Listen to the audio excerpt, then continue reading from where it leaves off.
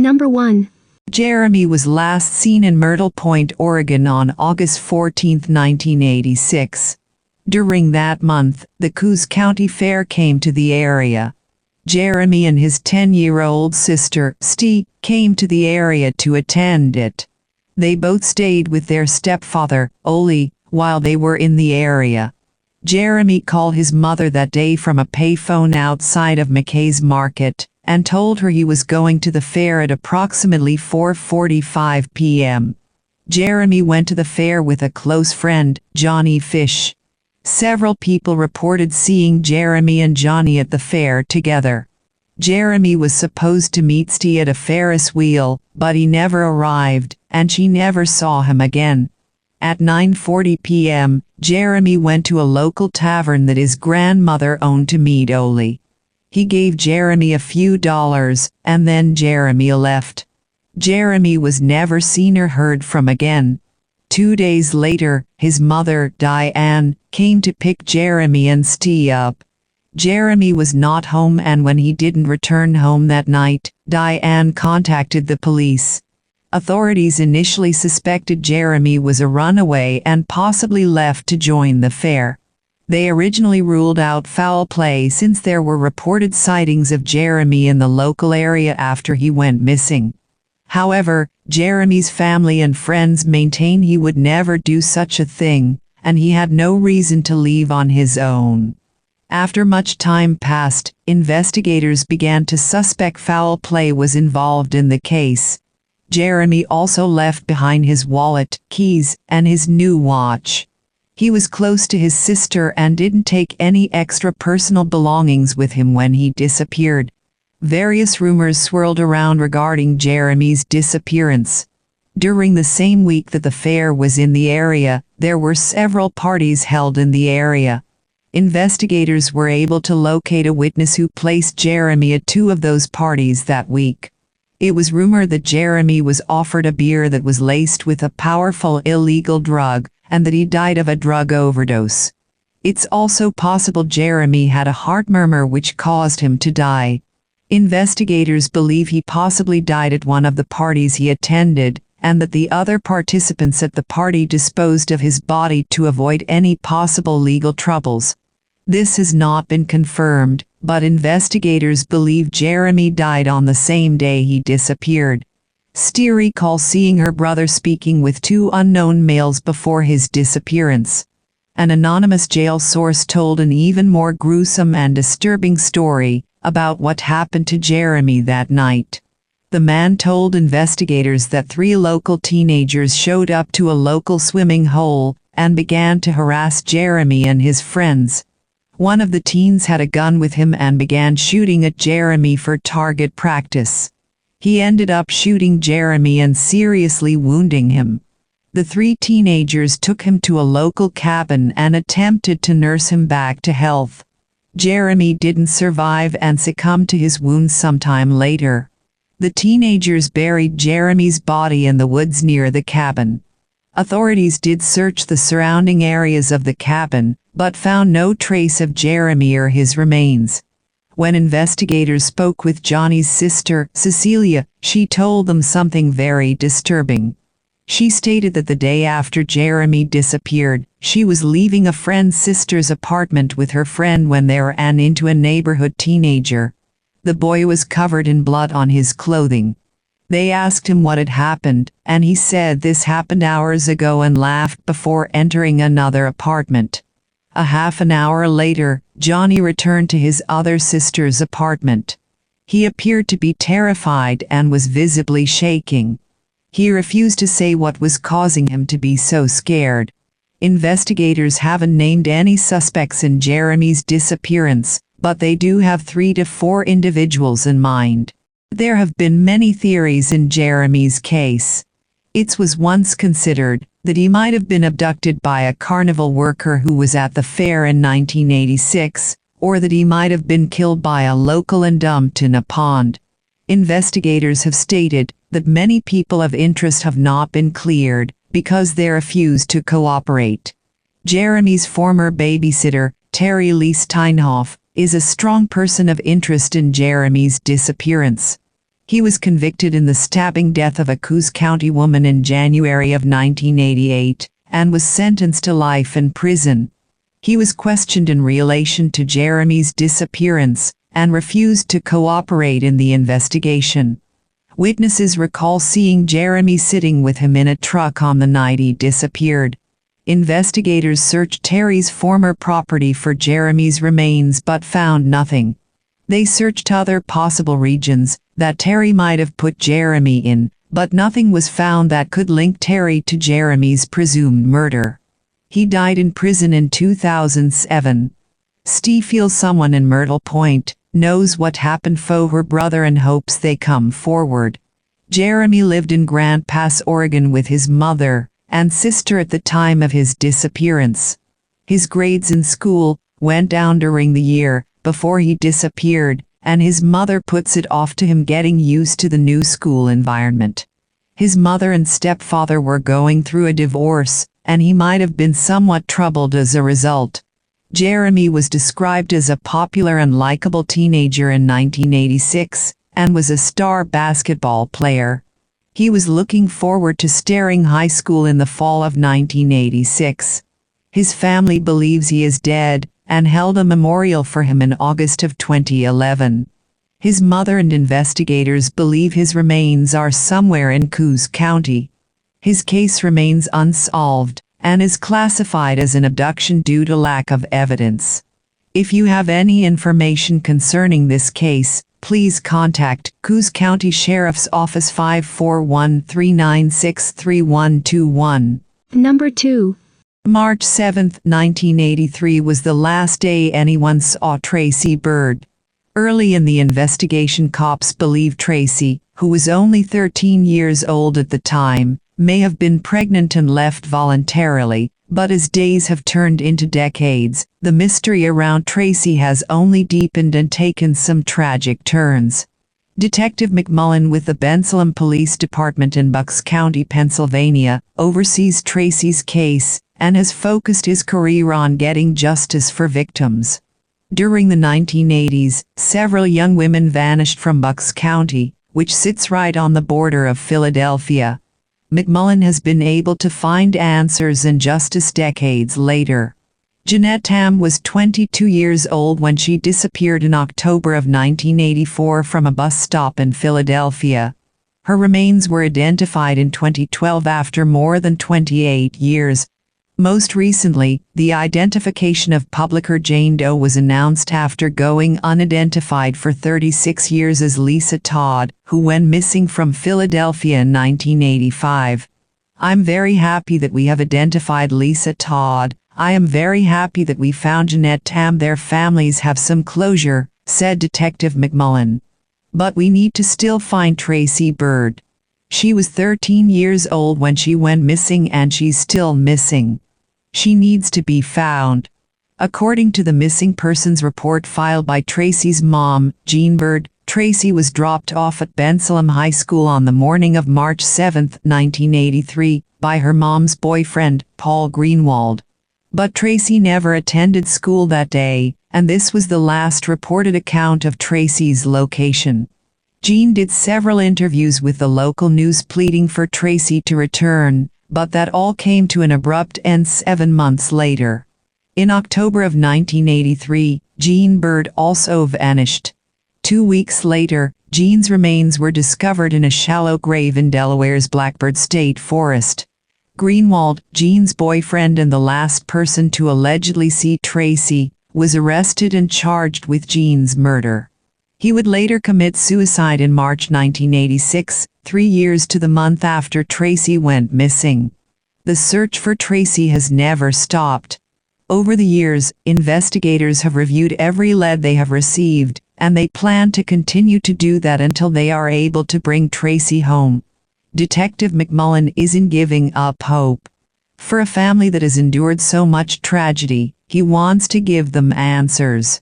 Tracy's not forgotten, said McMullen. If anyone knows anything or has heard anything, as little as it may be or unimportant as they think it may be, we still want to know that information. We want them to call us. If you knew Tracy, or have any information about her disappearance, you are encouraged to call the Bensalem Police Department at 215-633-3660 or the National Center for Missing and Exploited Children at 1-800-843-5678. Number 3. Kevin was last seen in San Francisco, California on February 10, 1984. He was last seen at approximately 6:35 p.m. as he waited for a city bus at the bus stop on the corner of Oak Street and Masonic Avenue. He had gone to basketball practice earlier that evening and left the school building early, and decided to take the bus instead of catching a ride home with the other kids and coach. Kevin was usually accompanied by his 11-year-old brother, Gary, but he was homesick. A witness told police they saw Kevin sitting on bench, and he appeared to be talking to an unidentified man at the time. The man was described as being Caucasian with blonde hair. He stood at 6 feet tall, and was in his 20s or 30s in 1984. The man had a large black dog with him at the time he was seen with Kevin. The dog is described as possibly being a Great Dane of similar breed. Kevin never returned home, and was never heard from again. Kevin's mother, Andy C. Collins, knew something was wrong right when Kevin didn't return home. She called everyone she could think of, but no one saw Kevin, or knew where he was. She began scouring the neighborhood in search of her son. She contacted police to report him missing. They simply said he is likely at a friend's residence. Authorities offered very little help during the initial investigation, but Kevin's family and friends sprung to action.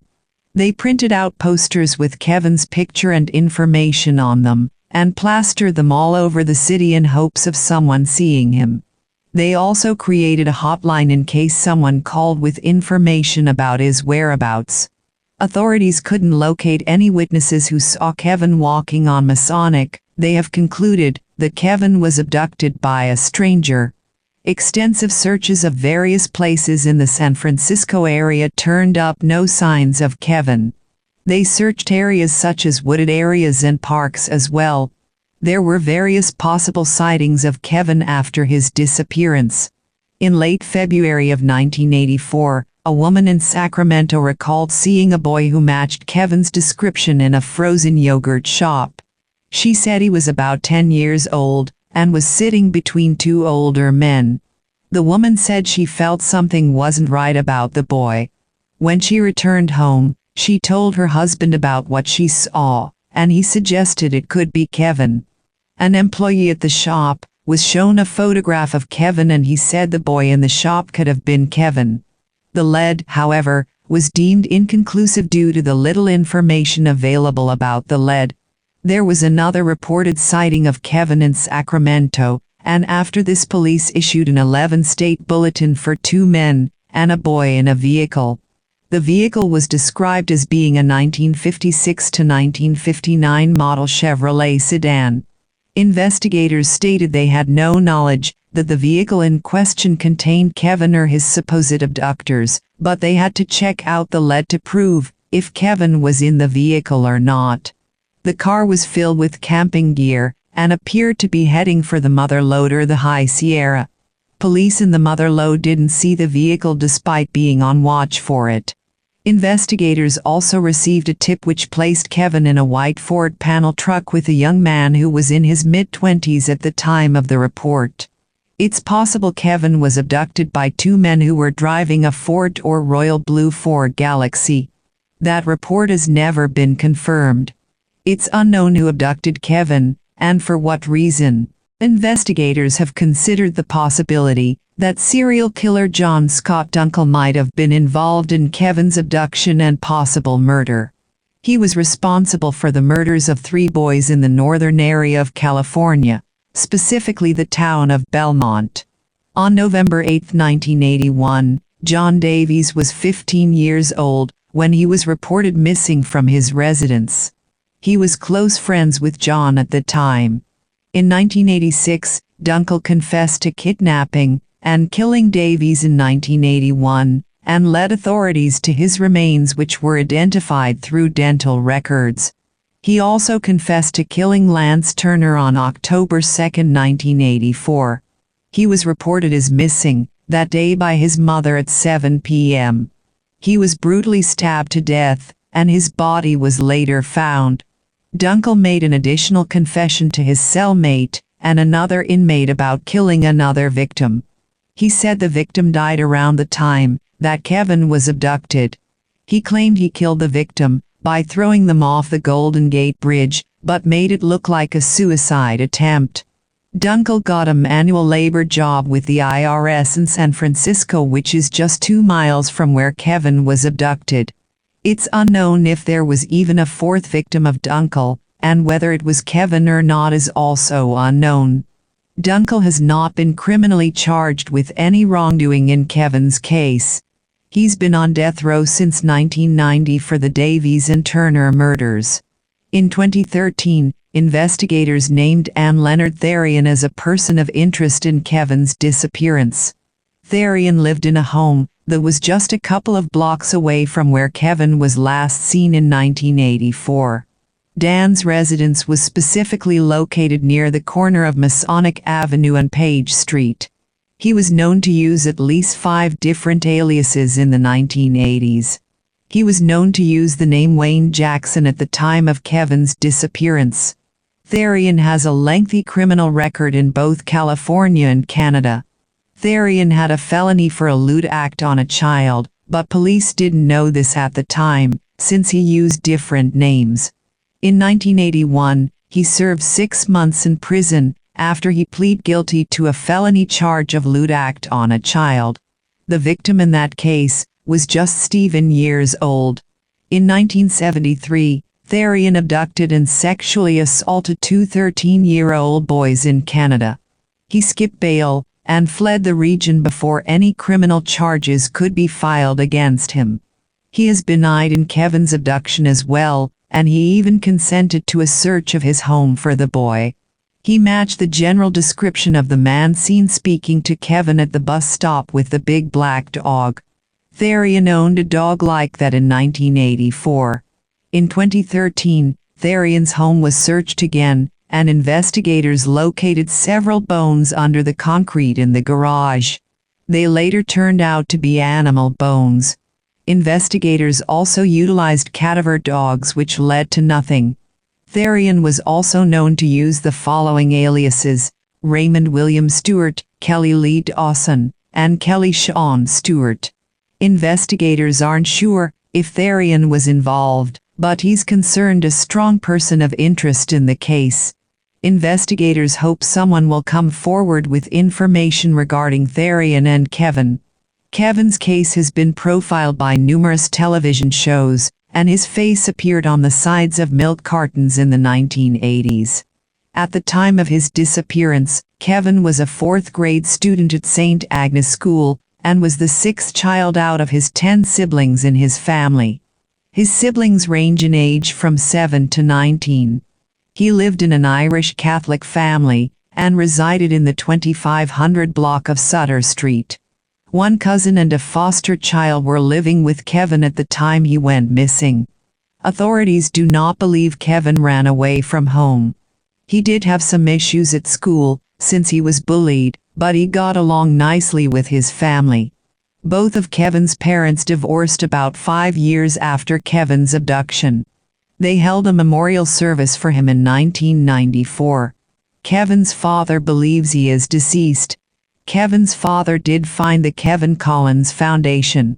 It was a missing children's organization that operated from about a few months after Kevin went missing up until 1996 due to financial constraints. His mother still lives in the area. Kevin's abduction remains unsolved. If you have any information concerning this case, please contact San Francisco Police Department 415-558-5500. Number 4.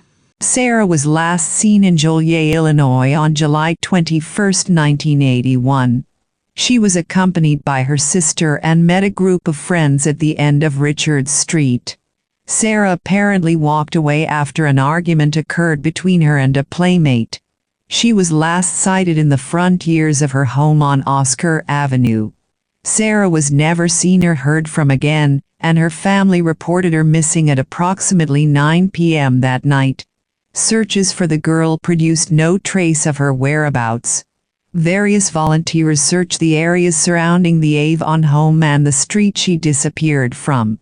A quarry was also dragged in search of Sarah, but nothing was found as a result of the intensive efforts by police and her family. It's strongly believed that Sarah was the victim of a non-family abduction, and that she likely was murdered sometime after she disappeared. In January of 1985, a photograph that was thought to have depicted Sarah was found in the apartment of David R. Collins. He was previously convicted of kidnapping a teenager from California and was also convicted of assault in several other cases. At least 25 pictures were found in his apartment. It was thought that another girl was Nalita Del Valle, who was abducted in 1976 from Massachusetts. The photos were later found to be someone else. Authorities do not believe that Collins had anything to do with Avon's or Del Valle's disappearances.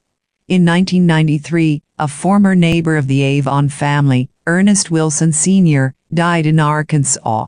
After he died, his nephew, Robert Taddage, summoned authorities and told them that Wilson had made a deathbed revelation in connection to Sarah's disappearance. Wilson drew a triangular shape on a piece of paper. This drawing stuck out to the family because it resembles the triangular-shaped lot that the family home once stood in Joliet. Wilson's son and another boy allegedly implicated themselves in Sarah's abduction and murder. His son was 15 years old and was considered mentally disturbed. Taddage said that when he had a conversation with the nephew, he admitted to sexually molesting Sarah on the night she disappeared. He also said he was in the house when Sarah was killed. Investigators and Taddage believe that Wilson found Sarah deceased and that he buried Sarah's body on their property so that he could protect his son. A man came forward after the revelation and stated he may have witnessed Wilson burying Sarah's remains. The witness was a teenager at the time, and he reportedly went outside during the night to see Wilson digging a large deep hole with a shovel. The hole was deep until Wilson's chest was not visible. The witness actually asked Wilson why he was digging the hole, and he responded by saying that he planned to transplant sunflower seeds to that location. The witness said he had seen Wilson on one other occasion digging or operating in his backyard during the nights after Sarah's disappearance. This time, Wilson was using his bulldozer and was seen pushing mounds of dirt near Hickory Creek, and was also knocking over trees at the junction of Hickory Creek and Spring Creek. Later on, the Wilsons reportedly moved their above-ground swimming pool near the location where he used the bulldozer to pile up dirt.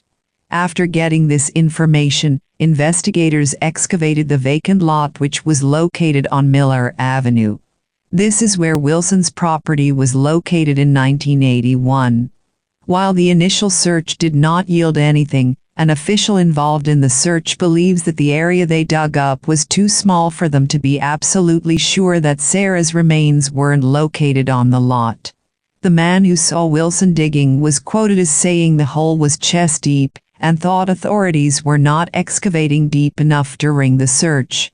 The man brought this up to them, but they paid no attention to his statements. Sarah's body was not found in the area, and there's no evidence her remains were ever there.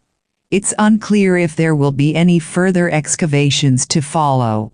Authorities continue to keep the case open and have searched relentlessly for her. In 2004, authorities dug underneath an old garage on Noel Road which was south of Joliet. Authorities were hoping to locate Sarah's remains, but only unearthed clothing and no evidence relating to Sarah's disappearance. In 2020, investigators revealed that they had a strong person of interest in Sarah's presumed death. The man was identified as William R. Billy Redden, who was a convicted child molester. In 1971, he was convicted of sexual battery against a 19-month-old child. He served more than 3 years for the crime at the Menard Correctional Center before being released in May of 1975. Redden was a family member as he was a cousin of Sarah's father. He lived approximately 2 minutes away from her home and was a regular visitor to the Avon family home. He lived in an older 2-story house in the 200 block of Reichman Street with his mother in 1981. He was said to drive an older model pickup truck as well at the time. After it became apparent that Sarah was kidnapped, multiple neighborhood residents felt it was Redden who had committed the crime. They noted how weird he acted, and many elected to stay away from him due to his odd and creepy behavior. Sarah's former babysitter had a teenager daughter who worked to pass a route in the area, and was said to always be scared to deliver papers or pick up payment from Redden's residence. He would allegedly say inappropriate comments to her. Police did question him in 1981, and performed a cursory investigation of his home with his consent, but didn't find anything to indicate he was involved in her disappearance. He was never arrested or charged in the case either. Redden passed away in 2010 at the age of 69. In May of 2019, investigators searched his home again and excavated the crawlspace for Sarah's body, but didn't find anything. Sarah's neighbors believe her remains might be buried somewhere on the property of Redden's Reichman home that he resided in 1981. However, it's unclear if any excavations of the surrounding areas have been completed. Investigators also searched a 2-acre property on Noel Road in unincorporated Jackson Township in October of 2019. The property was owned by Redden up until the mid-1990s. The search turned up no trace of Sarah. The sheriff's office has pleaded to the general public for any information about Redden from the time of Sarah's abduction in 1981. They hope to positively link him to the case, and hopefully locate her remains as well. At the time of her disappearance, Sarah was described as acting older than her actual age, and was known to talk to the adults she knew around the neighborhood. She was said to be friendly as well. Sarah's apparent abduction changed her neighborhood, and many felt unsafe letting their children play or explore leisurely after it happened. Many of Sarah's old neighbors still live in the neighborhood and hope for her case to be solved. Sarah's disappearance remains unsolved and foul play is highly suspected. Her mother, Mary Avon, and her younger sister, Marie, moved away from the area some years after she disappeared, but they are in constant contact with the police investigating her disappearance and hope for a resolution. If you have any information concerning this case, please contact Will County Sheriff's Office 815-727-8574. Number 5. If you were a schoolchild sipping milk during the 1980s, it's likely you saw the face of 3-year-old Kevin Jay Ayotte, who vanished in 1982 from his home in Sugarbush Township. Nearly 40 years since the disappearance of the toddler in north-central Minnesota, his case still leaves law enforcement scratching their heads. What happened to Kevin? It is a question that has haunted the small community of Sugarbush in Beltrami County for decades. As part of Forum News Service's Cold Case series, The Vault, the Bemidji Pioneer recently revisited the unsolved case through its archives. The search for Kevin was one of the biggest stories in Bemidji at the time, and it would dominate headlines for more than a week. The last time anyone saw Kevin, it was a crisp fall afternoon, the last day of September in 1982. Kevin Ayotte and his older brother, Terry, were upstairs in their family home in rural Sugarbush Township, which was isolated and surrounded by thick woods and bog. Kevin was playing with some toys in his mother's bedroom at 4:45 p.m. as Terry was making his bed. The boy's mother, Joanne, went outside briefly, and when she returned, Terry was still inside the house, but Kevin had vanished. The family dog, a 6-month-old Springer Spaniel puppy named Flash, was gone too. Another older brother had biked up the road to a friend's house to play. Law enforcement said that Kevin had apparently wandered off with his puppy from the family home about 5 p.m., and the mother, Joanne, reported the missing boy shortly after 7 p.m. on Thursday. According to the National Center for Missing and Exploited Children, at the time of his disappearance, Kevin was 4 feet tall and weighed 50 pounds.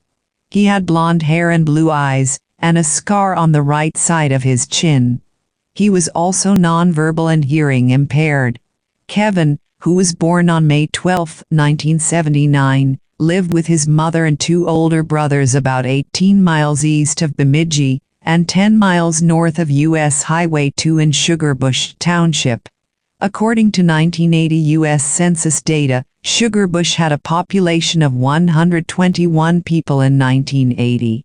The township has an area of 31.5 square miles and is surrounded on nearly all sides by the Chippewa National Forest, or the Buena Vista State Forest, home to parts of at least 9 lakes. The headline that spanned the top right corner of the Friday, October 1, 1982, edition of the Pioneer read, "Searchers comb woods for lost boy." The first story in the Pioneer regarding the case was written by then politics editor Brad Swenson. In the article, Swenson quoted then Beltrami County Sheriff Tom Tolman, who gave details on the initial search for Kevin. A search continued shortly before midnight for a lost boy, missing 7 hours from his rural Sugarbush Township home. About 30 law enforcement officers and volunteers continued search efforts for Kevin Ayotte, 3, who was reported missing by his mother, Joanne Ayotte, Sheriff Tolman said late Thursday night.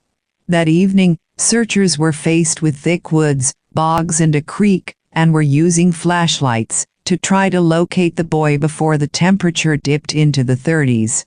It doesn't have to be freezing for a 3-year-old to perish, Sheriff Tolman, who was coordinating search efforts from the Law Enforcement Center, told the Pioneer. He said a minimum force would continue the search all night, but said some of the large force of township people, neighbors, and volunteers would have to be pulled off for the night in order to balance manpower for a daylight search. "I'll go as long as I dare all night," Tolman said, adding that 9 county officers were at the scene, some 20 miles east of the Bemidji Town and Country Club on County Road 20. Tolman described the area as a large open field on the Ayotte property which slopes to the north branch of the Turtle River. At the river are floating bogs and a big, very wide and cold creek, he said. About 200 feet north of the house is about 5 to 6 square miles of woods that are thicket. "It's a large, many acres for one small boy to be lost," the sheriff said. "The odds for a little child are not so good. But, at this point, some of our people will be there all night." Tolman indicated at the time that no leads had developed. No trace had been seen of the dog or the boy, and no one had sighted any tracks of either. The sheriff's department asked for volunteers with flashlights, and later indicated they had all they needed as more help would confuse the search. "All we can do is wait for developments," Tolman said just after 11 p.m. Thursday. "We're making an extended blast tonight. There's an awful lot of acres there." On Sunday, October 3rd, the Pioneer was filled to the brim with multiple stories about the case, with headlines reading "Where is Kevin?" "Efforts to find lost boy frustrating and search meld science, myth."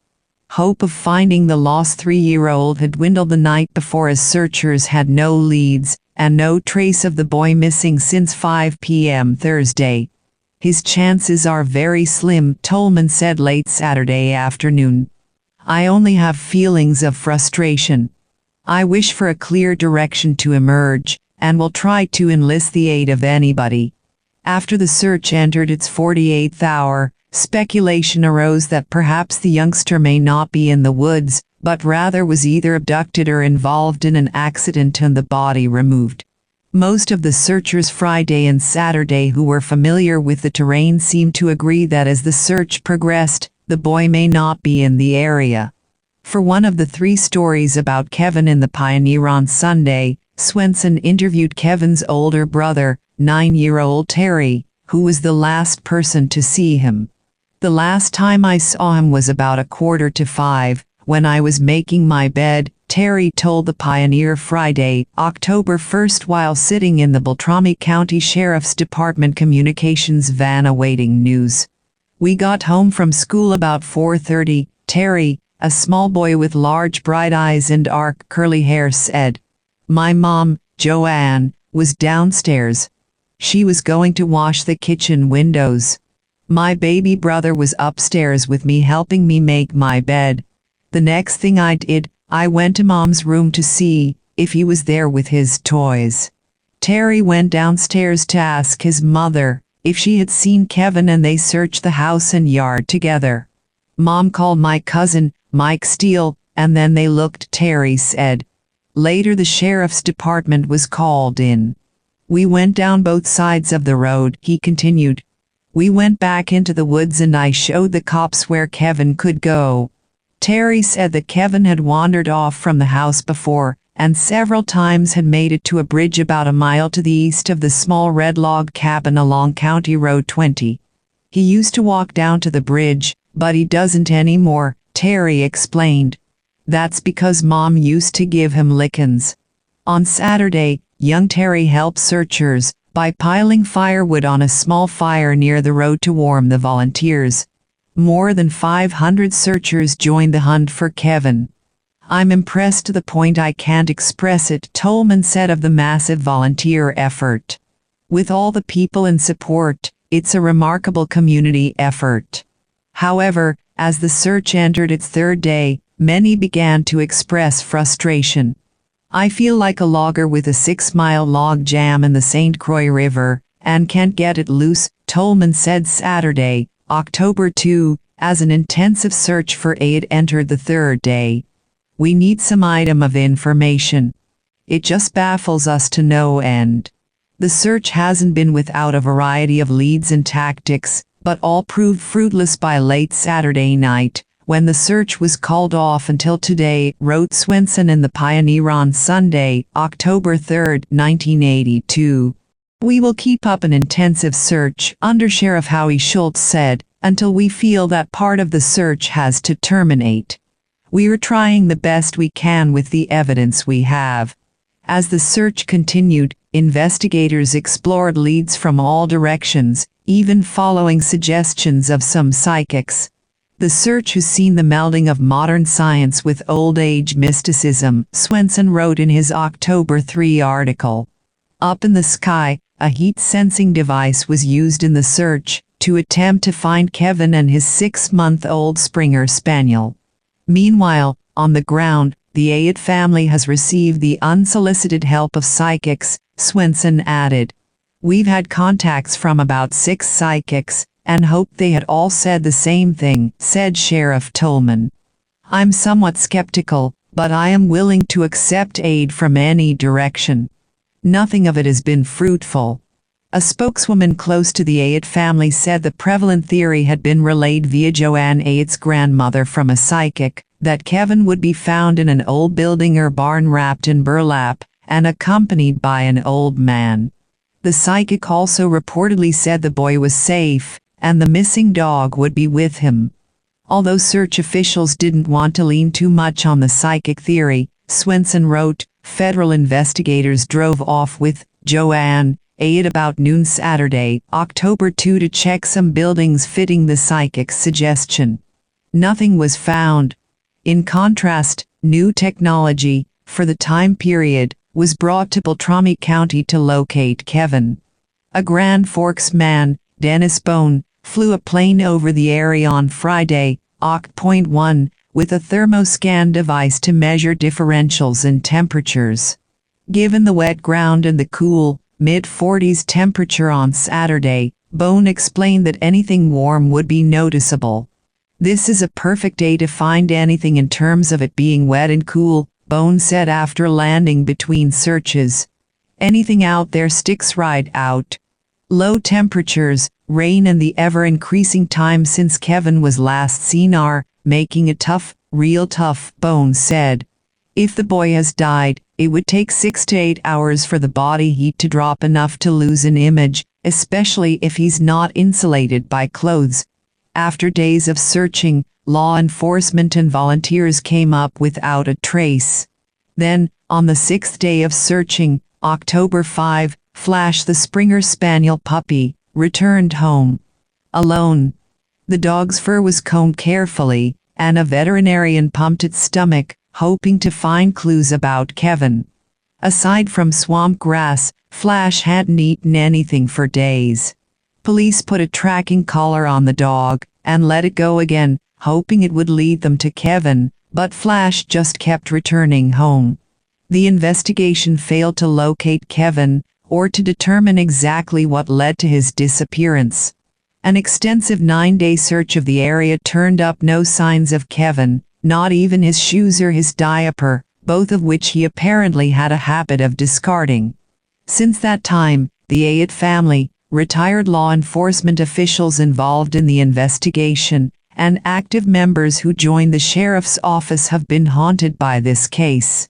There are many questions regarding Kevin's disappearance, though the public has generally latched on to one of 3 theories. An unknown person entered the home and abducted Kevin while his mother was outside. Kevin wandered away from his home, became lost and died of exposure in the woodsy, boggy area around the house. Kevin left the home on his own, but then was abducted when wandering around. However, due to the lack of evidence in his case, it was classified as a non-family abduction. Years went by. Kevin's parents relocated. The Beltrami County Sheriff's Office received tips that took investigators all over the country. Kevin's picture was seen nationally on milk cartons when the Missing Children Milk Carton Program was founded in 1984.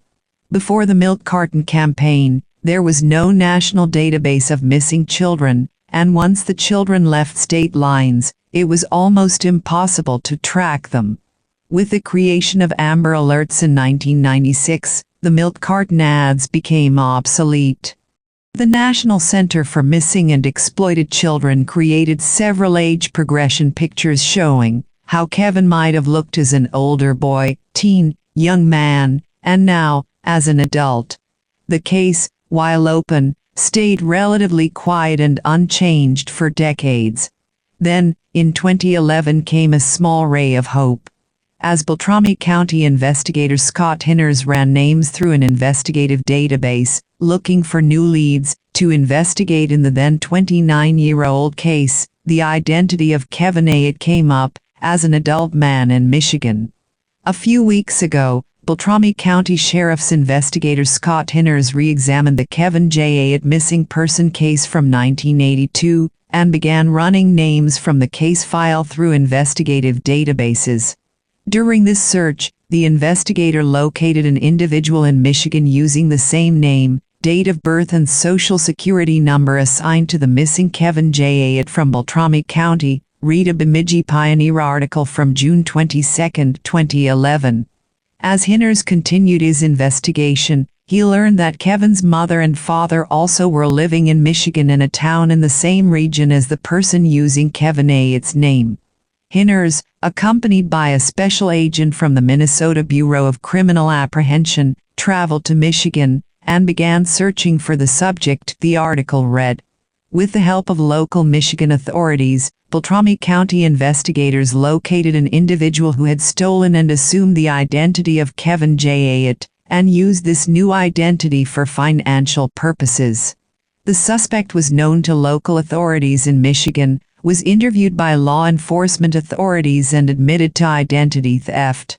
Beltrami investigators returned to Bemidji after they made contact with Kevin's parents in Michigan to discuss these developments in the case.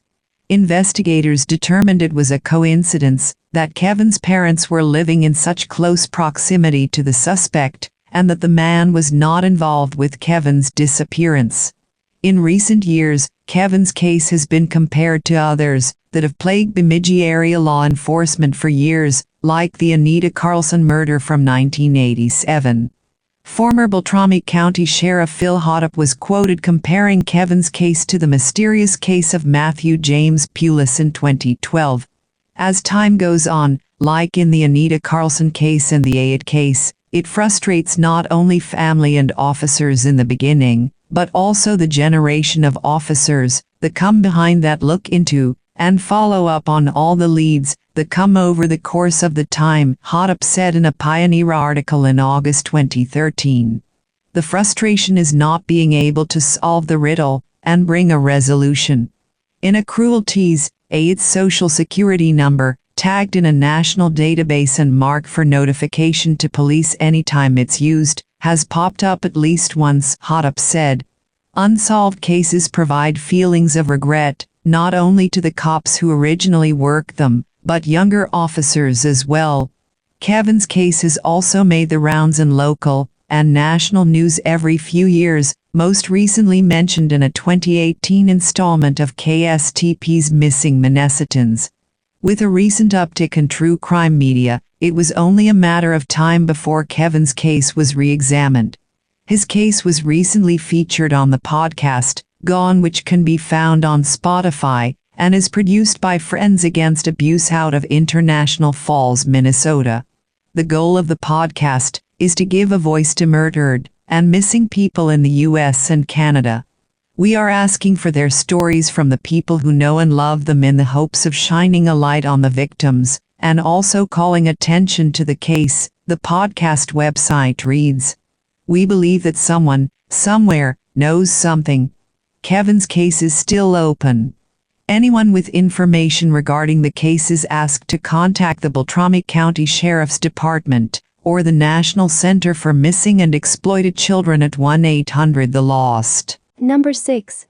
Sharon was last seen in Eagle Butte, South Dakota on September 18, 1984. She was accompanied by her 15-year-old friend named Sandy at the time. The girls ran away from home and were hitchhiking in Casper, Wyoming when they were picked up by a truck driver, Royal Russell Long.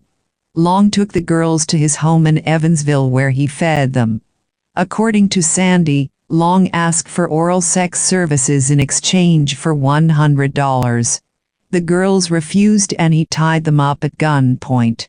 He raped Sandy and beat Sharon.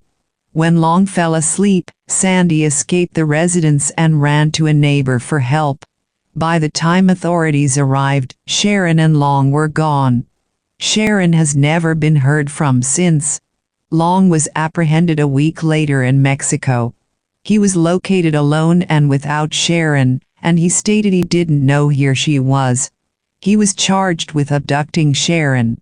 When Long was asked for his side of the story, he claimed that Sharon and Sandy told him they were 18 and 19 years old and accepted the offer. After sexual intercourse occurred, the girls revealed their actual ages and demanded $200, or they would accuse him of rape. There was apparently a struggle and Long tied them up. He reportedly took a nap, and when awoke he saw that Sandy escaped, so he took Sharon in his truck and drove her to Cheyenne, and put her in a light-colored truck bound for Dallas, Texas. When he arrived back to Casper, Long realized that he was wanted for abduction and assault. According to Long, he then traveled to Amarillo, Texas to see if anyone had seen Sharon there, or if he could find her himself. Investigators have found no proof that his story, if true. They also did find any evidence that Sharon was out in a truck with anyone or the identity of the supposed trucker. He then traveled to New Mexico where he would later be apprehended. Long was convicted of child abduction with the purpose of committing indecent liberties with a minor. He was sentenced to 2 terms of life in prison. Long is a suspect in the disappearances of Carlene Brown and Ebra Meyer, who are both missing from Rawlins, Wyoming. He's also a suspect in the 1974 Wyoming murders of Christy Gross and Jaylene Dawn Banker. In 1985, Long was charged with the 1981 Oklahoma abductions and presumed murders of Cinda Pallett and Charlotte Kinsey. He was reportedly last seen with the 2 girls, and his car that he rented at the time showed signs of both girls being murdered. Sharon's father went to visit Long in prison in 1993, but the man refused to speak with him. Long died of a heart attack on the prison's yard soon after. At the time of her abduction, Sharon had just begun her first year at Brainerd Indian School, which was located in Hot Springs, South Dakota. She was the eldest of 4 siblings in 1984.